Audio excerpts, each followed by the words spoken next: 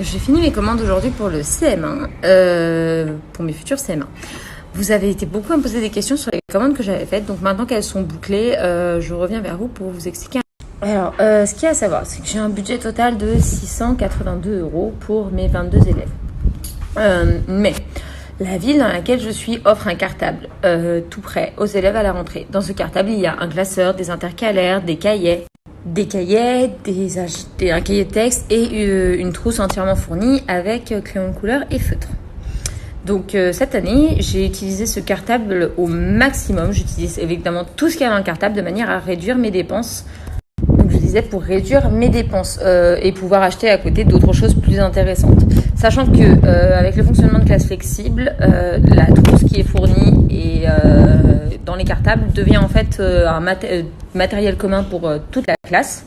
Donc en fait, je prends dans chaque cartable en laissant le minimum dans la trousse et je garde le reste en fait en matériel commun de classe. Et à chaque période, je demande aux parents de remplir la trousse. C'est tout ce que je demande. Voilà, remplir ce qui manque dans la trousse. C'est tout. Et en fait, prendre ce matériel et le rendre en commun à toute la classe, ça permet de faire d'énormes économies sur du coup les achats de stylos, de papier, enfin les gommes, le petit matériel de fourniture qu'on prend en plus pour les élèves. Et puis comme c'est commun, ils font plus attention.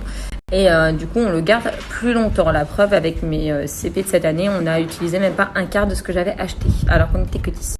Donc voilà à quoi ressemblent mes idées de commande. Donc en fait, je suis partie de tout ce qu'il y avait dans le cartable, de tout ce que j'avais déjà et de tout ce que il y a dans le cartable des élèves pour faire la liste de ce dont j'avais besoin.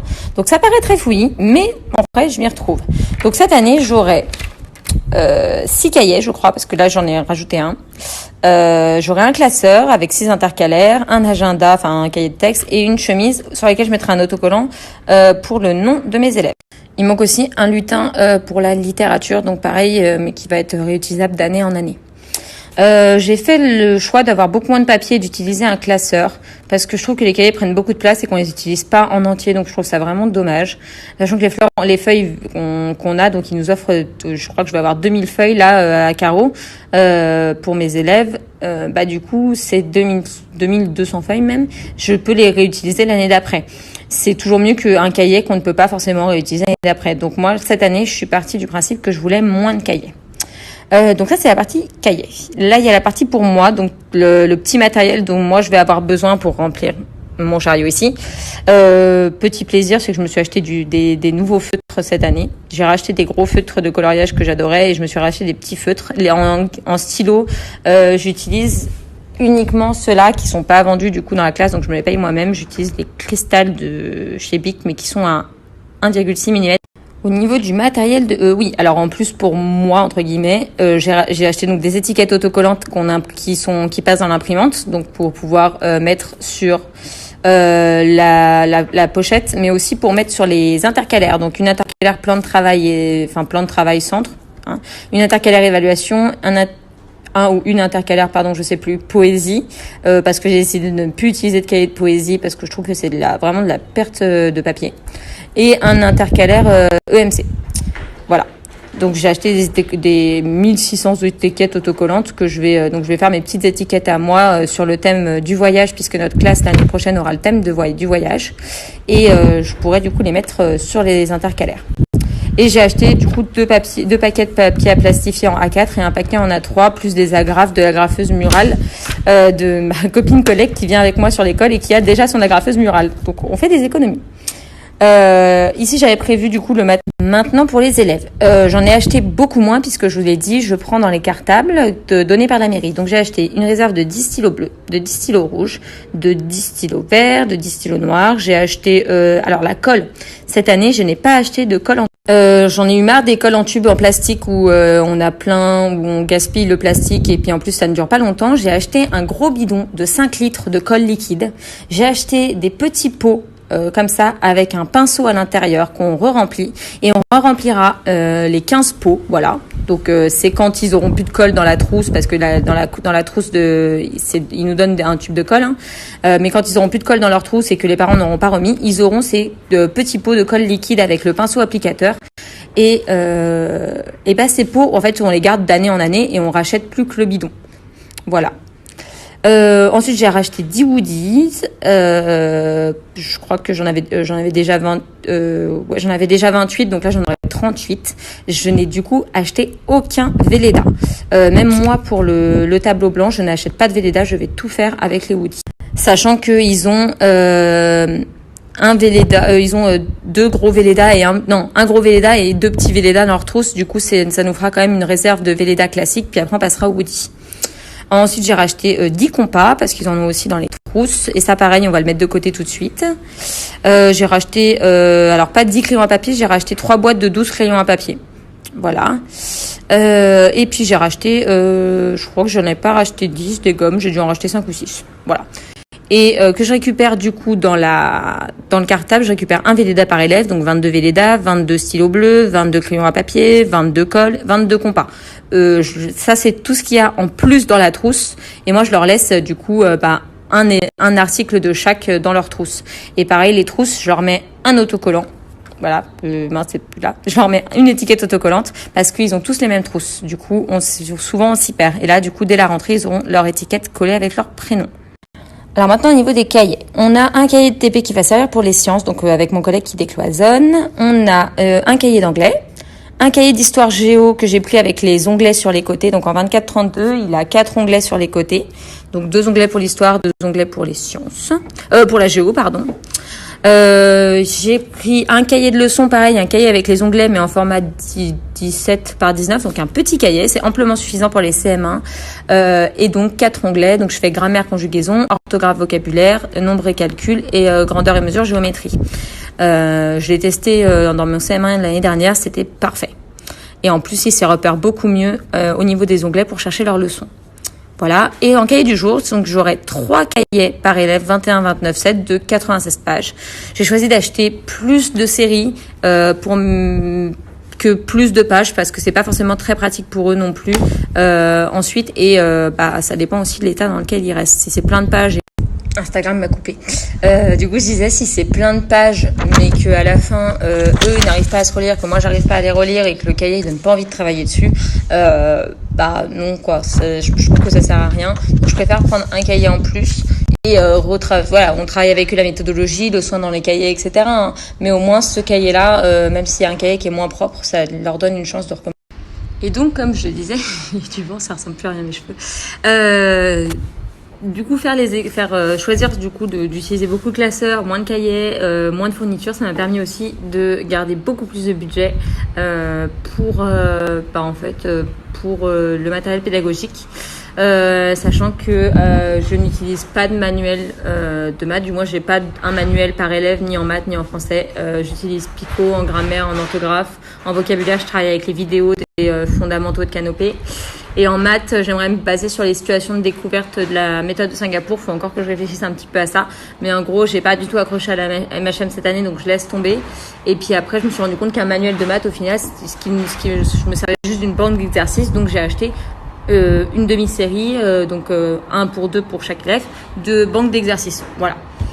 Donc voilà ce que j'ai acheté en guise de matériel pédagogique. Dans l'école où je vais, il n'y a pas grand-chose en matériel de maths, donc j'ai pu en acheter plus, notamment de matériel de numération. Donc je pars avec beaucoup de choses que j'avais achetées pour la MHM qui seront utiles en cycle 3.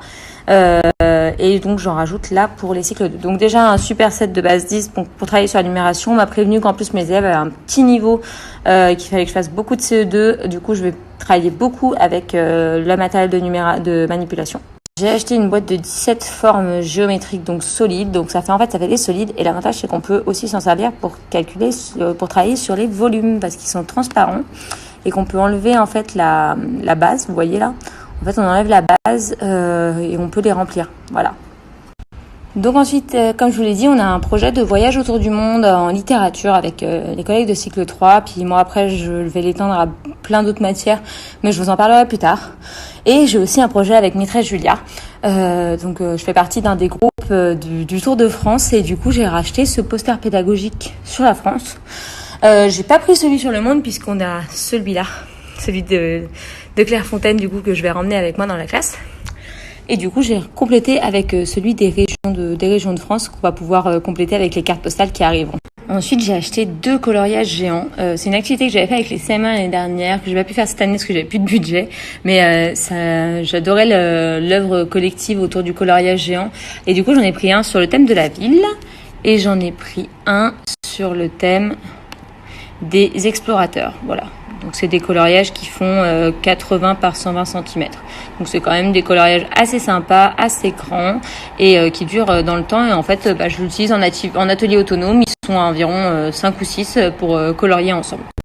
Donc ensuite, j'ai acheté ces ardoises effaçables à sec pour les mesures et conversions. Donc on a les longueurs, les surfaces, les volumes, les capacités. J'en ai acheté 11. Donc une pour 2 élèves. L'année prochaine, je pense que j'en rachèterai 11 pour avoir une série totale. Mais elles étaient à 1,14 €. Donc c'était vraiment... je pense que c'était moins cher de l'acheter déjà toute faite, qui résistera dans le temps pour les années d'après que le plastifié à acheter, etc. Donc voilà, je suis assez contente. Ensuite, on passe au matériel des fractions. Donc ça, c'est un matériel de manipulation pour les fractions qui viendra du coup après moi j'avais travaillé avec les Lego et du coup ça vient aussi pour compléter les Lego. Donc je le trouve vraiment sympa et vraiment utile. Ensuite, j'ai acheté du coup ces cartes de numération, carton nombre en fait qui se superposent les uns sur les autres pour travailler sur la numération et la décomposition. Ensuite, j'ai acheté ces 4 buzzers lumineux. Alors, mes collègues m'ont demandé pourquoi j'ai acheté des buzzers lumineux. Tout simplement parce que quand on a fini un travail de groupe, plutôt que maîtresse, on a fini, ils appuient sur le buzzer et ça l'allume. Et du coup, moi, j'ai cette vue sur toute la classe. Et ça me permet du coup de pouvoir interagir avec les groupes de manière plus silencieuse. Il y avait aussi les buzzers sonores, mais j'ai préféré les buzzers lumineux. Ça marche aussi, c'est bien aussi quand on travaille sur des questionnaires en anglais, des lotos, des trucs comme ça. Le premier qui répond, il buzz en fait et c'est la couleur arrive. C'est quand même beaucoup plus simple. Ensuite, j'ai acheté un timer parce que mes CM1 de l'année dernière m'ont cassé les miens et justement j'ai remarqué que ça aidait beaucoup les élèves de pouvoir se repérer quand on leur dit vous avez 15 minutes, vous avez 20 minutes. Donc là il y a le timer. Alors celui que je voulais vraiment, c'était celui où on voyait en fait le temps apparaissait en rouge puis il disparaissait à mesure. Malheureusement il coûtait 40 €. Donc j'ai décidé de ne pas payer 40 €. Là, celui-là, il vaut 14 et une de mes collègues de CP m'a dit justement tu colories ces parties-là en fait pour leur montrer le temps qui passe. Donc c'est une bonne idée de le mettre en couleur. Et quand le temps est arrivé, en fait ça s'est rangé et quand le temps sort, ça remonte, le temps est fini. Voilà. Et enfin, mon dernier gros achat, mais vraiment gros achat, pas prévu, mais bon, puisque j'avais le budget, pourquoi pas. J'avais fait c'est donc en fait un set de fractions en bande magnétique. Donc vous allez voir, vous l'accrochez au tableau où vous voulez. Et je l'avais fait moi-même l'année dernière et c'était vraiment pas ça. Donc là je me dis bon, je réutiliserai celui-là en grand pour le tableau, puis je donnerai les autres en manipulation. Ça fera toujours 2 ans. Voilà pour ma commande de cette année. Il me reste encore du budget que je n'ai pas utilisé, que je garde pour septembre au cas où il me manque des petites choses ou au cas où je les ai. En plus, de toute façon, on a toujours un peu plus de budget qui arrive durant la première période et qui nous permet de finir nos commandes ou de refaire quelques commandes selon les besoins. Je vais faire un article à propos de ça avec des images, etc. pour vous expliquer tout ça. Ça prendra peut-être un peu plus de temps, du coup il n'arrivera pas, mais je vous mets la story ici en story permanente. Mais l'article arrivera, mais plus tard. Voilà. Bonne soirée.